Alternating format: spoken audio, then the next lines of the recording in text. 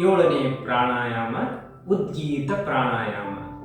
ಏನು ಉದ್ಗೀತ ಅಂತಂದ್ರೆ, ಉದ್ಗೀತ ಶಬ್ದದ ಅರ್ಥ ಉದ್ ಅಂತಂದ್ರೆ ದೀರ್ಘ, ಗೀತ ಅಂತಂದ್ರೆ ಒಂದು ಲಯಬದ್ಧವಾದ ಮಂತ್ರ. ಒಂದು ಲಯಬದ್ಧವಾದ ಮಂತ್ರವನ್ನ ದೀರ್ಘವಾಗಿ ಉಚ್ಚಾರ ಮಾಡೋದಕ್ಕೆ ನಾವು ಉದ್ಗೀತ ಪ್ರಾಣಾಯಾಮ ಅಂತ ಕರಿತೀವಿ. ಆ ಪವಿತ್ರವಾದ ಮಂತ್ರವೇ, ಆ ದೀರ್ಘವಾದ ಮಂತ್ರವೇ ಓಂಕಾರ.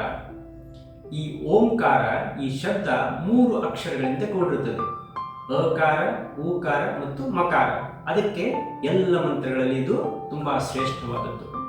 ಈ ಮಂತ್ರವನ್ನು ನಾವು ದೀರ್ಘವಾಗಿ ಉಚ್ಚಾರ ಮಾಡೋದಕ್ಕೆ, ದೀರ್ಘವಾಗಿ ಅಭ್ಯಾಸ ಮಾಡೋದಕ್ಕೆ ನಾವು ಉದ್ಗೀತ ಪ್ರಾಣಾಯಾಮ ಅಂತ ಕರಿತೀವಿ.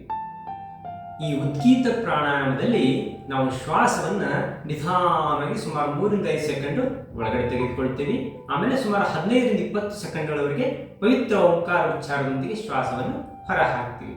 ಇಲ್ಲಿ ಭ್ರಾಮರಿ ಮತ್ತು ಉದ್ಗೀತ ಪ್ರಾಣಾಯಾಮದಲ್ಲಿ ವ್ಯತ್ಯಾಸ ಏನಂತಂದ್ರೆ, ಭ್ರಾಮರಿ ಪ್ರಾಣಾಯಾಮದಲ್ಲಿ ನಾವು ಬಾಯಿ ಮುಚ್ಚಿ ಗಂಟಲಿನಿಂದ ಪವಿತ್ರ ಓಂಕಾರ ಉಚ್ಚಾರ ಮಾಡ್ತೀವಿ.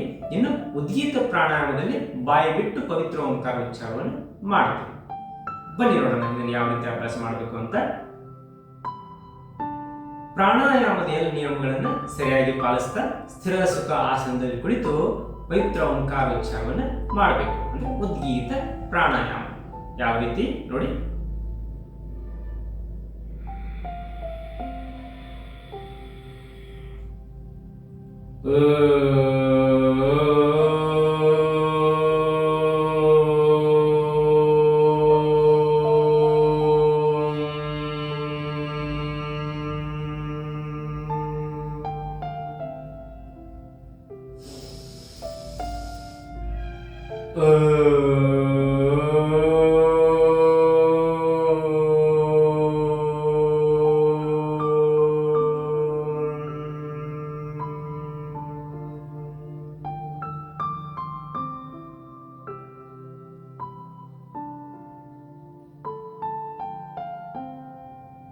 ಈ ರೀತಿ ಈ ಉದ್ಗೀತ ಪ್ರಾಣಾಯಾಮವನ್ನು ನಾವು ಅಭ್ಯಾಸ ಮಾಡಬೇಕು. ಇದನ್ನ ಕನಿಷ್ಠ 5-7 ಬಾರಿ ಅಭ್ಯಾಸ ಮಾಡಬೇಕು. ಇನ್ನು ಗಂಭೀರ ಕಾಯಿಲೆಗಳಿಂದ ಬಳಲ್ತಾ ಇರೋರು ಹಾಗೂ ಇನ್ನು ಹೆಚ್ಚಿನ ಯೋಗ ಸಾಧನೆ ಮಾಡಲು ಬಯಸುವವರು ಇದನ್ನು 21-51 ಬಾರಿ ಅಭ್ಯಾಸ ಮಾಡಬಹುದು. ಉದ್ಗೀತ ಪ್ರಾಣಾಯಾಮದಲ್ಲಿ ಮಾಡಬೇಕಾದಂಥ ಸಂಕಲ್ಪ. ಈ ಉದ್ಗೀತ ಪ್ರಾಣಾಯಾಮನ ಅಭ್ಯಾಸ ಮಾಡುವಾಗ ಈ ಪವಿತ್ರ ಓಂಕಾರ ಉಚ್ಚಾರದಿಂದ ನನ್ನ ಸಂಪೂರ್ಣ ಶರೀರ ಮತ್ತು ಮನಸ್ಸು ಪವಿತ್ರ ಆಗ್ತಾ ಇದೆ ಅನ್ನೋ ಒಂದು ಭಾವದಿಂದ, ಸಂಕಲ್ಪದಿಂದ ಇದನ್ನು ಅಭ್ಯಾಸ ಮಾಡೋದ್ರಿಂದ ಇದರ ಲಾಭ ದ್ವಿಗುಣ ಆಗ್ತದೆ. ಬನ್ನಿ ಈ ಉದ್ಗೀತ ಪ್ರಾಣಾಯಾಮದ ಲಾಭಗಳನ್ನು ತಿಳ್ಕೊಳ್ಳೋಣ. ಉದ್ಗೀತ ಪ್ರಾಣಾಯಾಮದ ಲಾಭಗಳು.